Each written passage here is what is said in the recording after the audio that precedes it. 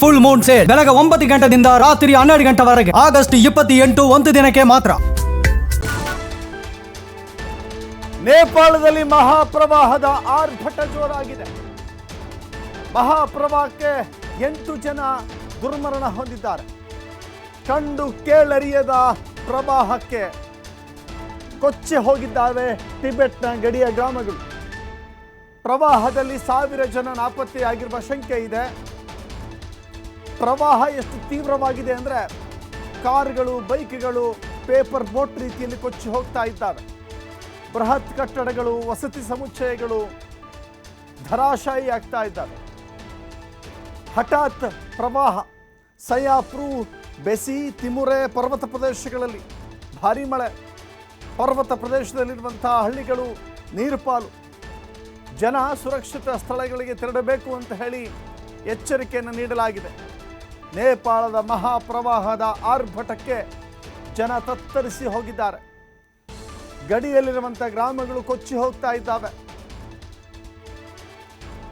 ವಾಹನಗಳು ಕೂಡ ಅಷ್ಟೇನೆ ತೇಲಿಬಿಟ್ಟ ಪೇಪರ್ ಬೋಟ್ಗಳ ರೀತಿಯಲ್ಲಿ ಹೋಗ್ತಾ ಇದ್ದಾವೆ. ಜನ ಒಂದು ರೀತಿ ಆ ಕಟ್ಟಡಗಳನ್ನು ನೋಡ್ಬೇಕು ನೀವು. ತರಗೆಲೆಗಳ ರೀತಿಯಲ್ಲಿ ಉದುರಿ ಬೀಳ್ತಾ ಇರುವ ರೀತಿ ಕಾಣಿಸ್ತಾ ಇದೆ. ಬೃಹತ್ ಕಟ್ಟಡಗಳು, ವಸತಿ ಸಮುಚ್ಚಯಗಳು, ಹೀಗೆ ಅನೇಕ ಕಟ್ಟಡಗಳು ಕೂಡ ಪ್ರವಾಹದ ಹೊಡೆತಕ್ಕೆ ಸಿಲುಕಿ ನಲಿದು ಹೋಗಿದ್ದಾವೆ. ಪರ್ವತಗಳಲ್ಲಿರುವಂಥ ಹಳ್ಳಿಗಳು ನೀರು ಪಾಲಾಗಿದ್ದಾವೆ. ದೃಶ್ಯಾವಳಿಗಳಲ್ಲಿ ಗಮನಿಸ್ತಾ ಇದ್ದೀರಿ.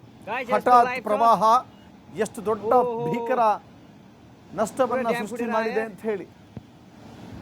ಎಲ್ಲವೂ ಕೂಡ ಸರಿಯಾಗಿತ್ತು. ಕಣ್ಣು ಮುಚ್ಚಿ ಕಣ್ಣು ಬಿಡೋದ್ರಲ್ಲಿ ಪ್ರವಾಹ ಬಂದ್ಬಿಡ್ತು. ಎಷ್ಟು ಭೀಕರವಾಗಿದೆ ಅಂದ್ರೆ ನೋಡ್ತಾ ಇದ್ದೀರಿ ದೃಶ್ಯಾವಳಿಗಳಲ್ಲಿ. ಅನೇಕ ವಾಹನಗಳು, ಕಟ್ಟಡಗಳು, ಜನ 1,000ಕ್ಕೂ ಅಧಿಕ ಜನ ನಾಪತ್ತೆಯಾಗಿದ್ದಾರೆ ಎನ್ನುವ ಮಾಹಿತಿ ಇದೆ. 1,000ಕ್ಕೂ ಹೆಚ್ಚು ಜನ. ನಾವು ನೋಡಿದ್ದೇವೆ ಹೇಗೆ ಪಕ್ಕದ ವಾಯ್ನಾಡ್ನಲ್ಲಿ ದುರ್ಘಟನೆ ಸಂಭವಿಸಿತು ಅಂತ. ಇಡೀ ಗುಡ್ಡ ಕುಸಿತವಾಗಿ ಸುಂದರ ಬನದ ರೀತಿಯಲ್ಲಿ, ಸುಂದರ ಬನದ ಹಾಗೆ ಕಂಗೊಳಿಸ್ತಾ ಇದ್ದಂಥ ವಾಯ್ನಾಡು ಕೆಲ ಹಳ್ಳಿಗಳು ಕಣ್ಣು ಮುಚ್ಚಿ ಕಣ್ಣು ಬಿಡೋದ್ರಲ್ಲಿ ಸ್ಮಶಾನವಾಗಿದ್ವು. ಇಲ್ಲಿಯೂ ಕೂಡ ಅಷ್ಟೇನೆ ಸುಂದರವಾಗಿ ಕಾಣಿಸ್ತಾ ಇರುವಂಥ ಈ ಬೆಟ್ಟಗುಡ್ಡದ ಪ್ರದೇಶ ಇದೆಯಲ್ಲ, ನೋಡೋಕೆ ಅತ್ಯದ್ಭುತ ಪ್ರವಾಸಿ ತಾಣ. ಈ ಪ್ರವಾಸಿ ತಾಣ ಸ್ಮಶಾನವಾಗಿದೆ. ಕಾರಣ ಪ್ರವಾಹ. ಇನ್ನು ನೀರಿನ ಪ್ರಮಾಣ ಎಷ್ಟರ ಮಟ್ಟಿಗಿದೆ ಅನ್ನೋದನ್ನು ಬಲಬದಿಯ ದೃಶ್ಯದಲ್ಲೂ ಕೂಡ ಗಮನಿಸ್ತಾ ಇದ್ದೀರಿ. ವಾಹನಗಳು ಹೇಗೆ ಮುಳುಗಿ ಹೋಗಿದ್ದಾವೆ ಅಂತ. ಹಠಾತ್ ಪ್ರವಾಹದಿಂದ ನೇಪಾಳಿಗರು ನಲಿಗೆ ಹೋಗಿದ್ದಾರೆ. ದೃಶ್ಯಗಳಲ್ಲಿ ನೋಡ್ತಾ ಇದ್ದೀರಿ. ಒಂದು ಭಾರಿ ವಾಹನ ಕೂಡ ಕೊಚ್ಚಿಕೊಂಡು ಹೋಗ್ತಾ ಇದೆ. ಸಣ್ಣ ಪುಟ್ಟ ಕಾರುಗಳು, ಬೈಕ್ಗಳು ಬಿಟ್ಟುಬಿಡಿ, ಭಾರಿ ವಾಹನಗಳು, ಹೆವಿ ವೆಹಿಕಲ್ಸ್ ಅಂತ ನಾವೇನು ಹೇಳ್ತೀವಲ್ಲ, ಆ ವೆಹಿಕಲ್ಸ್ಗಳೆಲ್ಲವೂ ಕೂಡ ಕೊಚ್ಚಿಕೊಂಡು ಹೋಗ್ತಾ ಇದೆ. ಇನ್ನು ನದಿಯ ಇಕ್ಕೆಲೆಗಳಲ್ಲಿದ್ದಂಥ ಪ್ರದೇಶದಲ್ಲಿಯೂ ಕೂಡ ಈ ಪ್ರವಾಹ ಭಾರಿ ರೌದ್ರ ನರ್ತನವನ್ನು ಮೆರೆದಿದೆ. ಈ ರೌದ್ರ ನರ್ತನದಲ್ಲಿ ಅನೇಕ ಜನ ಸಿಲುಕಿದ್ದಾರೆ. ಕಟ್ಟಡಗಳು ಕುಸಿದು ಹೋಗಿದ್ದಾವೆ. ಕಟ್ಟಡಗಳ ಅವಶೇಷಗಳಲ್ಲಿ ಇನ್ನೆಷ್ಟು ಜನ ಸಿಲುಕಿದ್ದಾರೋ ಗೊತ್ತಿಲ್ಲ.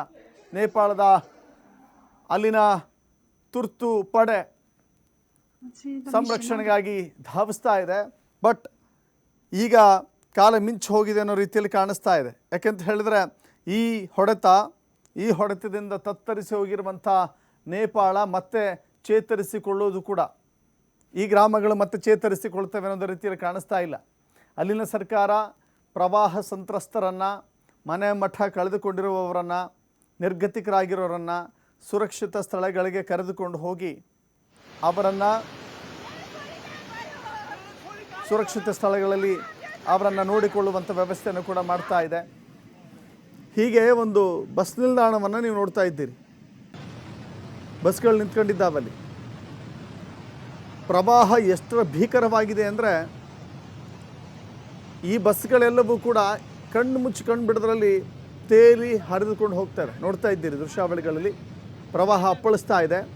ಹೀಗೆ ಅಪ್ಪಳಿಸಿದಂಥ ಪ್ರವಾಹ ಈ ಬಸ್ಗಳನ್ನು ತನ್ನ ಒಡಲಲ್ಲಿ ಇಟ್ಟುಕೊಂಡು ಹಾಗೇ ಎಳೆದುಕೊಂಡು ಹೋಗುತ್ತೆ. ನೀರಲ್ಲಿ ಕೊಚ್ಚಿಕೊಂಡು ಹೋಗ್ತವೆ ಬಸ್ಗಳು. ನೋಡ್ತಾ ಇದ್ದೀರಿ. ಒಂದು ಬಸ್ ನಿಲ್ದಾಣ, ಅದರ ಸ್ವರೂಪವೇ ಬದಲಾಗುತ್ತೆ. ಅಲ್ಲೊಂದು ಬಸ್ ನಿಲ್ದಾಣ ಇತ್ತು ಎನ್ನುವ ಕುರುಹು ಕೂಡ ಹುಡ್ಕೋಕ್ಕೆ ಸಾಧ್ಯವಿಲ್ಲ ನೀವು. ಅಲ್ಲೊಂದು ಬಸ್ ನಿಲ್ದಾಣ ಇತ್ತು ಅನ್ನುವ ಕುರುಹು ಕೂಡ ಹುಡ್ಕೋಕ್ಕೆ ಸಾಧ್ಯವಿಲ್ಲ. ಇಷ್ಟೆಲ್ಲ ಬಸ್ಗಳು, ಒಂದು 10-6 ಬಸ್ಗಳಿದ್ದಾವೆ, ಒಂದು ಬಸ್ ನಿಲ್ದಾಣದ ರೀತಿಯಲ್ಲಿ ಗೋಚರಿಸ್ತಾ ಇದೆ. ಬಸ್ ನಿಲ್ದಾಣನೋ ಅಥವಾ ಬಸ್ ಡಿಪೋನೋ. ಹೀಗೆ ಪ್ರತಿಯೊಂದು ವಾಹನಗಳು ಕೂಡ ಕೊಚ್ಚಿಕೊಂಡು ಹೋಗುತ್ತೆ. ಒಂದೇ ಒಂದು ಬಸ್ ಕೂಡ ಅಲ್ಲಿ ಉಳಿಯೋದಿಲ್ಲ, ವಾಹನ ಕೂಡ ಅಲ್ಲಿ ಉಳಿಯೋದಿಲ್ಲ.